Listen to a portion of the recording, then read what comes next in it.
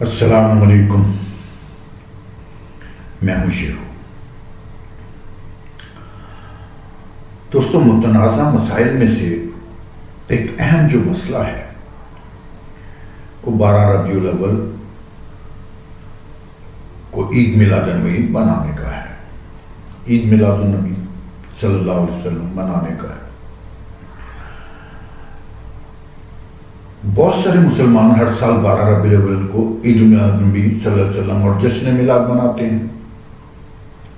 ظاہر ہے اب یعنی کہ یہ ایک سمجھیں جشن بن چکا ہے، ایک مذہب بن چکا ہے، اور اتنا سخت قسم کا یہ یوں سمجھیں کہ دن بن چکا ہے، میلاد بن چکا ہے کہ اگر آپ کسی کو کہہ دیں کہ آپ عید میلاد النبی کو نہیں مانتے تو آپ کو کافر ڈکلیئر کر دیا جائے گا، یعنی کہ آپ کے اوپر کافر کا فتویٰ لگا دیا جائے گا۔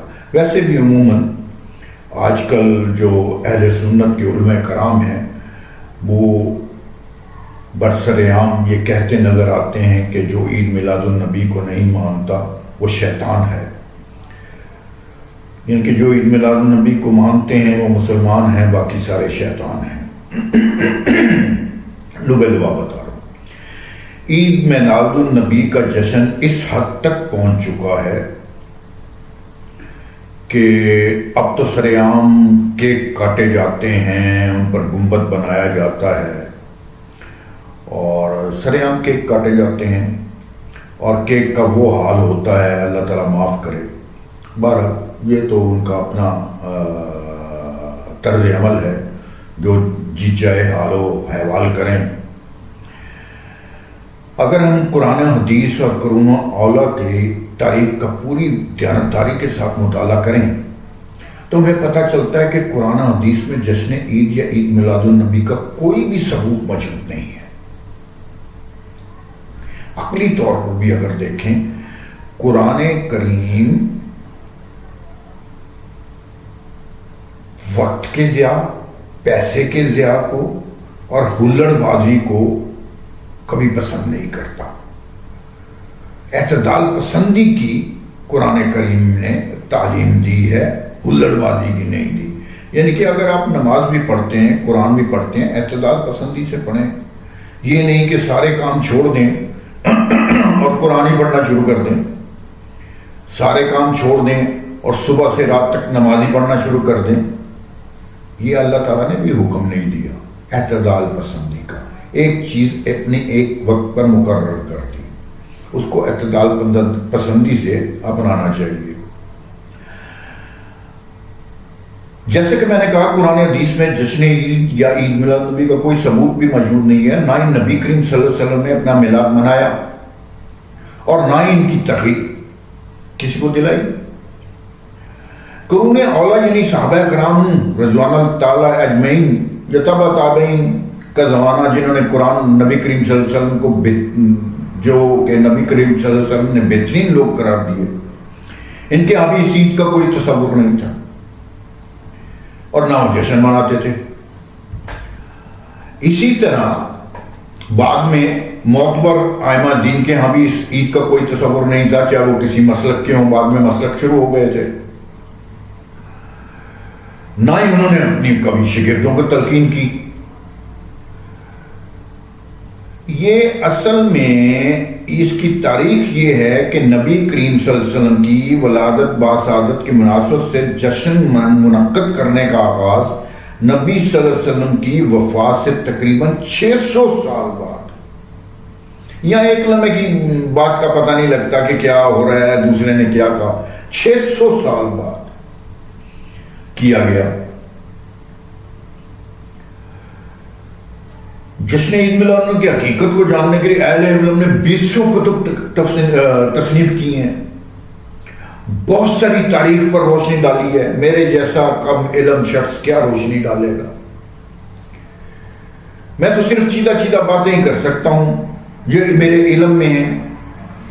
اگر آپ نے اس کے بارے میں زیادہ تفصیل جاننی ہے تو اہل علم کی کتابوں کو آپ پڑھ سکتے ہیں۔ اچھا مزے کی بات یہ ہے کہ امام ابو حنیفہ 80 ہجری میں پیدا ہوئے، 150 میں فوت ہو گئے۔ امام مالک 93 ہجری میں پیدا ہوئے، 179 ہجری میں فوت ہو گئے، وفات پا گئے۔ امام شافعی رحمۃ اللہ علیہ 150 ہجری میں پیدا ہوئے اور 204 ہجری میں وفات پا گئے۔ امام حنبل 164 ہجری میں پیدا ہوئے اور 241 ہجری میں وفات پا گئے۔ اب یہاں تک 241 تک بھی کسی نے عید میلاد النبی صلی اللہ علیہ وسلم کو نہیں منایا، میلاد کو نہیں منایا، یعنی کہ نام و نشان نہیں ملتا عید میلاد النبی کا۔ تمام پاکستان میں تمام مسالک جو ہیں انہی ائمہ کرام کو مانتے ہیں، انہی کی تقلید کرتے ہیں، ان کے یعنی کہ تاریخی شواہد کے مطابق کوئی عید میلاد نبی کا ثبوت نہیں ملتا۔ سوچا جائے تو پھر کہ اس کا آغاز کہاں سے ہوا، اس کی تاریخ کیا ہے؟ ذرا تاریخ پر ایک تھوڑی سی نظر ڈالتے ہیں، مختصر سی، آپ کا زیادہ ٹائم نہیں لوں گا، کیونکہ میں نے جیسے پہلے عرض کیا اہل علم نے بہت ساری کتابیں لکھی ہیں اس کے بارے میں، آپ ان سے استفادہ حاصل کر سکتے ہیں، میں صرف تھوڑی سی بات کرنا چاہوں گا۔ میلاد النبی صلی اللہ علیہ وسلم کی عید منانے کا آغاز جو ہوا تھا نا، ملک العظم مظفر الدین کبوری نے کیا تھا۔ یہ شخص 586 ہجری میں شہر اربل کا گورنر مقرر ہوا اور 604 ہجری میں اس نے محفل میلاد کا آغاز کیا۔ تاریخ ابن خلقان میں لکھا ہوا ہے کہ شاہ اربل مجلس مودود کو ہر سال نہایت عقیدت و احترام سے شان و شوکت سے مناتا تھا۔ اربل شہر کے ارد گرد والوں کو خبر ہوگی شاہ اربل نے ایک مجلس قائم کی ہے جس کو بڑی عقیدت اور شان و شوکت سے انجام دیتا ہے، تو بغداد، موصل، جزیرہ، سجامند اور بلاد عجم سے گویے، شاعر، وائز اور بادشاہ کو خوش کرنے کے لیے جناب ناچ گانے کے آلات لے کر محرم شہر سے، یعنی کہ اس ٹائم محرم کا وجود آ چکا تھا، تو اربل میں آنا شروع ہو جاتے ہیں۔ قلعہ کے نزدیک ایک ناچ گھر تیار کیا گیا تھا جس میں کثرت سے کبے اور خیمے، کبے وہ کہتے ہیں جو خیموں کی طرف کے لگائے جاتے ہیں، گھر سے بنائے جاتے ہیں عارضی طور پر۔ شاہ اربلان جو تھا وہ ان خیموں میں آتا، گانا سنتا، کبھی کبھی مست ہو کر ان جناب قادیوں کے ساتھ خود بھی رقص کرنے شروع کر دیتا۔ یہ تو اس کی ہے مین تاریخ۔ زیادہ تاریخ میں جاؤں گا کام لمبا ہو جائے گا، بلاگ بہت لمبا ہو جائے گا، بہت سی لمبی تاریخ ہے اس کی۔ اس کے بعد یہ مناتے رہے۔ ہماری زندگی کی تاریخ جو ہے ہم نے اپنی آنکھوں سے دیکھی، آپ نے اپنی آنکھوں سے دیکھی۔ جو آج کل کے نوجوان بچے ہیں، جو دوسرے ہیں، جو 1990 کے بعد پیدا ہوئے، 95 کے بعد پیدا ہوئے، انہیں تو بالکل ہی علم نہیں ہے یہ کیا چیز ہے۔ آپ کو یاد ہوگا اگر آپ ہمارے دور کی پیداوار ہیں 61-62 کی، تو تب یہ میلاد النبی 12 وفات کے طور پر منائی جاتی تھی۔ لوگ جلوس لے کر نکلتے تھے ایک سڑک پر، جناب گتکے پکڑے ہوتے تھے، آپس میں وہ جناب کرتے تھے، ڈھول باجے، ڈھول تاجے بجائے جاتے تھے، ایک جلوس ایک شہر سے نکلتا تھا، ختم ہو جاتا تھا۔ ایسا ایسا اس میں جدت آتی شروع ہو گئی، لوگ اس کو میلاد النبی میں یعنی کہ کنورٹ کر دیا اور چنڈیاں لگانا شروع کر دیں، لائٹیں لگانا شروع کر دیں، پھر دیگیں پکانا شروع کر دیں، خوشی منانا شروع کر دی۔ بارہ قصہ مختصر کہ آج کل یہ اپنی انتہا کو پہنچ چکی ہے۔ ہم یہ نہیں کہتے نہ منائیں، بھائی مناؤ گے بدعت کو تو مناؤ، ہمیں کیا اعتراض ہے، مگر لوگوں کو تنگ نہ کرو یار، چوری کی بجلی استعمال مت کرو۔ آپ یہ دیکھیں عید میلاد النبی پر جتنے بھی بازار سجائے جاتے ہیں سب چوری کی بجلی سے سجائے جاتے ہیں۔ آپ جا کر کیا نام ہے وقوعے دیکھ لیں، سب چوری کی بجلی۔ نہ گورنمنٹ انہیں منع کرتی ہے، نہ کوئی دوسرا لوگ انہیں منع کر سکتا ہے۔ بھائی کسی نے کہ منع کرنے سے فتویٰ لگ جائے گا کہ آپ کافر ہیں، کافر کا فتویٰ کون لگوانا چاہتا ہے؟ حضور صلی اللہ علیہ وسلم سے کس کو محبت نہیں ہے؟ محبت کا اظہار کا بھی ایک طریقہ ہوتا ہے، ایک سلیقہ ہوتا ہے، اس سلیقے کو اپنانا چاہیے۔ حضور صلی اللہ علیہ وسلم پر درود بھیجیں، بے پناہ بھیجیں، آپ کو ثواب بھی ملے گا، آپ میں برکت بھی پڑے گی۔ مگر یہ کوئی طریقہ نہیں ہے کہ دھوم دھڑکے سے جناب آپ افراتفری پورے ملک میں ڈال دیں، پورے محلوں میں ڈال دیں، پورے شہر میں ڈال دیں۔ بہرحال سب جو مذہبی فنکار ہیں نا، میں تھوڑی سی بات اور کر کے بلاگ کا اختتام کروں گا، سب مذہبی فنکاروں نے اپنے اپنے مذہب تخلیق کر رکھے ہیں، سبھی مذہبی فنکاروں نے۔ آپ کہو گے کہ مذہبی فنکار کیوں کہہ رہے ہیں؟ فنکار ہیں بھائی، ہماری پہنچ سے بہت اوپر کی چیز ہیں، ہماری پہنچ سے اوپر کی چیز ہیں تو مذہبی فنکار بنے ہیں، ہم کیوں نہ بن سکے؟ کیوں؟ ہم اس قابل ہی نہیں ہیں بھائی۔ حیرت کی بات تو یہ ہے کہ ان فنکاروں نے قرآن حدیث کو اپنی مرضی کا رنگ دے کر دوسرے تمام لوگوں کو کافرانہ عقائد کے زمرے میں ڈالا ہوا ہے۔ آپ بول نہیں سکتے، مصیبت یہ ہے کہ آپ بول نہیں سکتے، آپ حقیقت بیان نہیں کر سکتے۔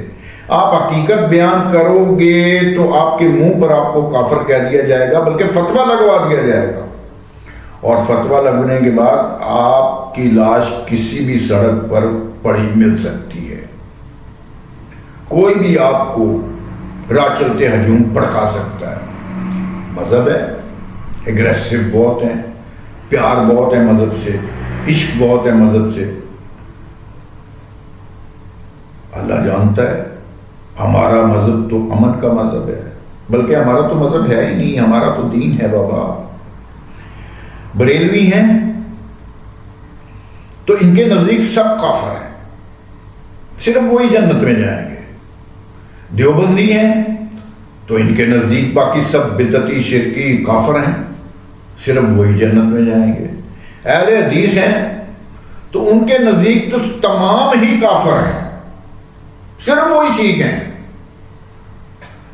اور مزے کی بات ہے وہ خود کو غیر مقلد کہلاتے ہوئے بھی تمام ائمہ کرام کی یعنی کہ ان کا ریفرنس دیتے ہیں، امام ابن تیمیہ کو مانتے ہیں، ان کی کتابوں کا ریفرنس دیتے ہیں۔ بھائی بات یہ ہے، عقل کہاں سے لائیں گے خود غیر مقلد ہونے کی؟ قرآن کی توجیہ پیش کرنے کے لیے کوئی نہ کوئی سہارا تو لیں گے نا، عقل کا سہارا تو لیں گے، حدیث کو بھی کوٹ کریں گے۔ بہرحال یہ ایک علیحدہ بحث ہے۔ اہل تشیع ہیں تو ان کے نزدیک بھی سارے کافر ہیں، وہی سارے سچے ہیں۔ آپ دیکھ لیجئے، کافر کافر کر دی نہیں میں آپ پہ کافر ہوئی، کافر کافر کر دی نہیں میں آپ پہ کافر ہوئی، مسلح نہ آکھے کوئی مینوں مسلح نہ آکھے کوئی۔ آپ ان فنکاروں کی کوئی سی بھی کتاب اٹھا کر دیکھ لیں، کسی بھی مسلک کے فنکار کی کوئی بھی کتاب اٹھا کر دیکھ لیں، فنکار سے آپ برا مت منائیے گا۔ فنکار میں اسی اس میں کہہ رہا ہوں کہ تناظر میں کہہ رہا ہوں کہ ہم یہ علم حاصل نہیں کر سکے جو لوگوں پر کفر کے فتوے لگا سکے۔ بہرحال آپ ان فنکاروں کی کوئی سی بھی کتاب اٹھا کر دیکھ لیں، سب میں قرآن و سنت کے حوالوں سے اپنے اپنے مسلک کو صحیح ثابت کیا ہوا ہے، باقی تمام مسالک کی دھجیاں اڑائی ہوئی ہیں۔ اٹھا لیں کوئی کتاب، بڑے سے بڑے شیوخ کی کتاب اٹھا لیں، بڑے سے بڑے مفتی کی کتاب اٹھا لیں، بڑے سے بڑے عالم کی کتاب اٹھا لیں، بلا تفریق کسی بھی مسلک کے اس میں کسی نہ کسی پر دشنام ترازی ضرور ہوئی ہوگی. پکڑ لیں کوئی کتاب ایسی نہیں ہے جو بالکل صاف قرآن و حدیث کے مطابق آپ کو اصلاح کی تلقین کرتی ہو. میں نے نہیں دیکھی. اکا دکا کوئی ہوگی تو صحیح ہوگی، باقی دیکھ لیں فی زمانہ. اور ان سب فنکاروں نے ایک مزے کی بات یہ ہے، قرآن کی تشریح اور تفسیر بھی اپنی مرضی کی ہوئی ہے ہر مسالک کے علماء کرام نے. اور احادیث کا تو مت ہی پوچھیں یار. پرانی حدیث کی کتاب اٹھا کے دیکھ لیں. آپ تھوڑی سی تحقیق کیا کریں یار. پرانی احادیث کی کتابیں اٹھا کے دیکھ لیں، آج کل کی نئی چھپی ہوئی احادیث کی کتابیں اٹھا کے دیکھ لیں، آپ کو زمین آسمان کا فرق نظر آئے گا. میں آپ کو ایک اور مثال دیتا ہوں، چھوٹی سی مثال، تھوڑا سا ٹائم آپ کا اور لوں گا. صحیح بخاری میں ایک حدیث ہے اونٹ کے پیشاب کی، حضور صلی اللہ علیہ وسلم سے منسوخ کی گئی ہے کہ اونٹ کا پیشاب بیماری میں حلال اور جائز ہے. آپ مجھے یہ بتائیں، حضور صلی اللہ علیہ وسلم کی سیرت کو مد نظر رکھ کر، قرآن کی سیرت کو مد نظر رکھ کر، کیا کوئی غلیظ چیز حلال کی جا سکتی ہے وقتی طور پر ہی کیوں نہ ہو؟ اگر آپ اس کی مثال ایسے دیں کہ قرآن نے مرتے ہوئے، یعنی کہ کچھ نہ ہوتے ہوئے حرام کو بھی حلال قرار دیا ہے، اس کی اگر مثال آپ اس پر فٹ کریں، فٹ نہیں ہوتی. پیشاب ایک غلیظ چیز ہے، چاہے وہ جانور کا ہو، چاہے وہ انسان کا ہو، کسی کا ہو. حضور صلی اللہ علیہ وسلم یہ کبھی بھی تلقین نہیں کر سکتے، چاہے وہ مرتے ہوئے شخص کی ہو، کہ اس کے منہ میں اونٹ کا پیشاب ڈال دیں. ممکن نہیں ہے سر. قرآن سے یہ میچ ہی نہیں کرتی حدیث. اور لوگ مذاق بھی اڑاتے ہیں اس حدیث کو کوٹ کر کے، اور صحیح بخاری کی حدیث کو کوٹ کر کے. بھئی مذاق تو اڑائیں گے. آپ پرانی کتابوں کو کھنگالیں، بہت پرانی کتابوں کو کھنگالیں، اس میں حوالہ جات نہیں ملتے. یہ 500-600 سال پہلے کسی نے نہیں چھپوائی کہ تو کھانے نئے آئے تو اپنے طرف سے حدیثیں ڈال دی گئی. اللہ تعالیٰ معاف کرے. 12 ایک اور بات جو اور بڑی حیرت انگیز ہے، اور حیرت کی ہے کہ اگر آپ نے کسی بھی علماء سے ان کی مرضی کے خلاف کوئی سوال پوچھ لیا ہے نا، تو آپ پر مرضی منکرین حدیث کافر کا فتویٰ میں کہتا ہوں فوراً لگا دیا جائے گا. اور ملحد ہونے کا فتویٰ تو راستے میں پڑا رہتا ہے بھائی، آپ کو کسی بھی ٹائم کافر قرار دے دیں گے. اس لیے بچنا پڑتا ہے. ان کے خلاف بولنے سے پہلے دلیل لانی پڑتی ہے، مگر دلیل کو یہ لوگ نہیں مانتے. عید میلاد النبی کی جیسے میں نے بات شروع کی، نہیں مانیں گے. سر آپ تاریخ کے ورقے ان کے منہ پر چھپا دیں. سب کو پتا ہے، میں بات پھر تھوڑی سی دہرا رہا ہوں کہ صحابہ کرام اور ائمہ کرام کے زمانے تک عید میلاد النبی کا تصور نہیں تھا بھائی. معذرت چاہتا ہوں، زیادہ چنگاڑنے سے میرا خیال ہے کوئی کام پڑ گیا. تو جب تصور ہی نہیں تھا، پھرہمی چلو بھائی، جیسے میں نے پہلے کہا کہ یہ آپ کوئی سوال نہیں پوچھ سکتے ان کی مرضی کے خلاف. آپ بس ان کی تقلید کیے جاؤ، شخصیت پرستی میں آپ ان کے چھپے جاؤ. سوال پوچھنا منع ہے.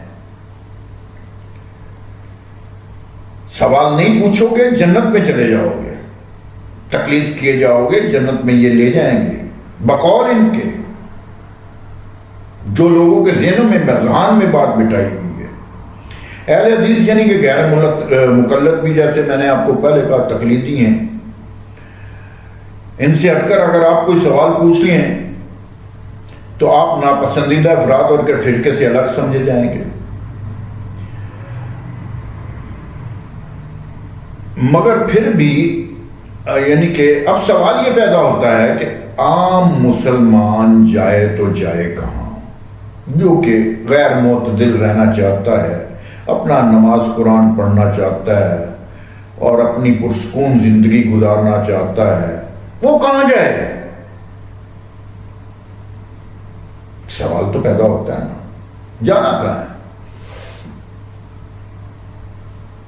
قرآن پڑھیں، اسے سمجھیں اور اس پر عمل کرنا شروع کر دیں، بس سمپل سی بات. کہیں مت جائیں، کسی کی مولوی کی پیروی مت کریں. جو سمجھ نہیں آتی ضرور پوچھیں، جو آپ کی عقل قرآن کے مطابق اسے تسلیم کرتی ہے ٹھیک ہے عمل کر لیں. حدیث جو قرآن کے مطابق ہے اس پر عمل کر لیں، نماز پڑھ لیں اور خود کی زندگی ایک اچھے انسان کی طرح گزاریں. کسی کو تنگ نہ کریں، کسی کو تکلیف نہ دیں اور نہ ہی کوئی دوسروں کو تکلیف میں ڈالیں. یاد رکھیں، کوئی شخص، فرقہ یا جماعت آپ کو جنت میں نہیں لے جا سکتی. کوئی شخص، فرقہ یا جماعت آپ کو جنت میں نہیں لے جا سکتی. جنت میں صرف آپ کے اعمال لے کر جائیں گے جو آپ نے کیے ہوں گے، اور اس کے لیے آپ کو اچھے اعمال کرنے پڑیں گے. اور اچھے اعمال کرنے کے لیے آپ کو کسی فنکاری گروہ میں شامل ہونے کی ضرورت ہی نہیں ہے یارو.